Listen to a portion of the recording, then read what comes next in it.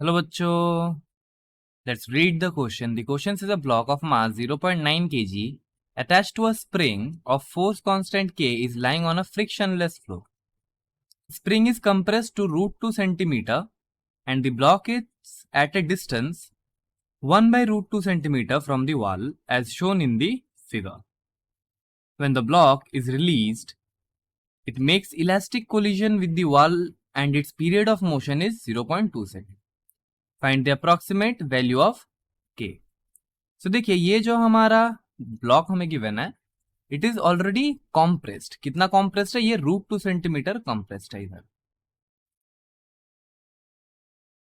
तो देखिए, अगर ये √2 सेंटीमीटर कॉम्प्रेस्ड है तो इसे जब छोड़ना चाहिए, इसका एम्पलीट्यूड ऑफ द एसएचएम क्या होना चाहिए? एम्पलीट्यूड ऑफ द एसएचएम होना चाहिए √2 सेंटीमीटर, लेकिन √2 सेंटीमीटर नहीं होगा बिकॉज इधर का जो डिस्टेंस है that is equal to 1 by √2 centimetre, और 1 बाई √2 सेंटीमीटर क्या है? That is less than √2 centimetre. तो फिर इसका एम्पलीट्यूड क्या है? एम्पलीट्यूड आधा है बिकॉज √2 सेंटीमीटर का आधा क्या होता है? 1 बाई √2।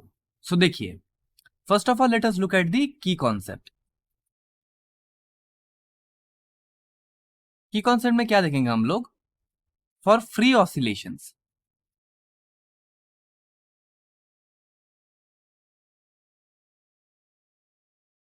ओमेगा का जो वैल्यू होता है that is equal to √√ of k by m. This is what we will use to solve this problem. अब देखिए, since this body is not starting SHM from its mean position, तो इसका जो equation लिखेंगे हम लोग वो क्या लिखेंगे? X will be equals to a cos of omega t. जहां पे देखिए, ये एसएचएम का जो ए होगा that will be equals to √2 centimetre, लेकिन ये पूरा कंप्लीट नहीं कर पाएंगे। तो एक्स का वैल्यू क्या लिखेंगे हम लोग? एक्स का वैल्यू हम लोग लिखेंगे 1 बाई √2 सेंटीमीटर। अब देखिए, one more thing, it is said that the time period T is equal to है 0.2 सेकेंड्स। लेकिन ये कब के लिए है? जब ये फुल ऑसिलेशन करेगा। लेकिन यहाँ पे तो ये क्या कर रहा है? देखिए, √2 सेंटीमीटर का आधा क्या होता है? यहाँ पर हम लोग देख सकते हैं कि √2 सेंटीमीटर, इसे हम लोग अगर 2 से डिवाइड कर दे दैट कम्स आउट टू भी, देखिए √2 को √2 रहने देते हैं, 2 को हम लोग लिख सकते हैं √2 इंटू √2। तो देखिए, ये कैंसिल आउट हो जाएगा, so this comes out to be 1 by √2। तो ये क्या हो रहा है? आधा हो रहा है। सो टाइम पीरियड स्मॉल टी हम लोग क्या लिख सकते हैं? जो हम लोग यहाँ पे पुट करेंगे that must be equal to T by 2 which is equal to 0.1 second. और x का जगह हम लोग क्या पुट करेंगे? x will be equals to 1 by √2 centimetre. तो देखिए, यहां से हमें क्या मिल जाएगा? 1 by √2 is equal to a का value √2 into cos of omega. Omega का वैल्यू ओमेगा रहने देते हैं, और t का वैल्यू हमारे पास आ गया 0.1। तो ये हो जाएगा हमारा इक्वेशन। यहां से हम लोग ओमेगा फाइंड करेंगे। तो देखिए, कैसे फाइंड करेंगे? तो देखिए, this will imply 1 by √2 into, ये अगर लेफ्ट हैंड साइड आता तो ये भी हो जाएगा 1 by √2 is equal to cos of 0.1 omega.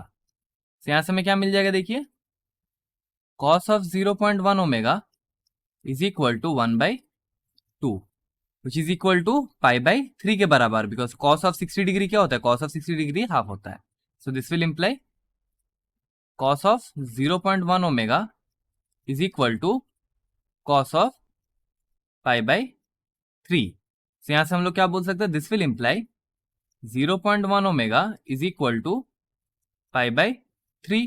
so यहां से हम लोग क्या बोल सकते हैं? Omega by 10 is equal to pi by 3, और we can say that omega is equal to 10 pi by 3। So ये तो आ गया हमारा ओमेगा का वैल्यू।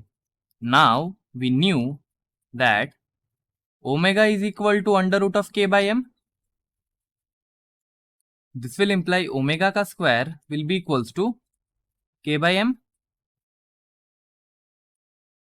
तो यहां से हमें k का वैल्यू क्या मिल जाएगा? k will be equals to omega square into m। So this will be the value of k। देखिए, ओमेगा स्क्वायर का वैल्यू क्या होगा? ओमेगा स्क्वायर का वैल्यू यहां से देख लेते हैं हम लोग।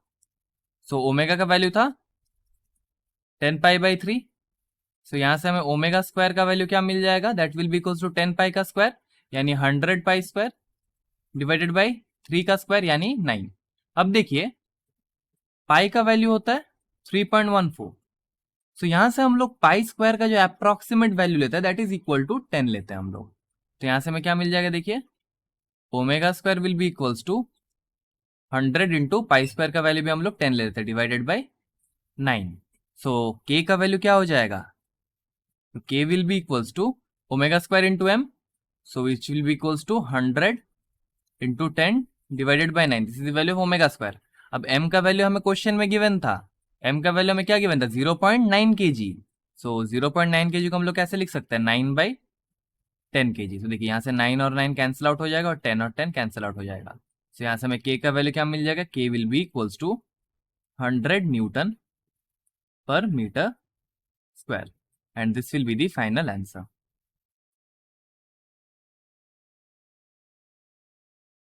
I hope you have understood the solution well. Thank you and best of luck.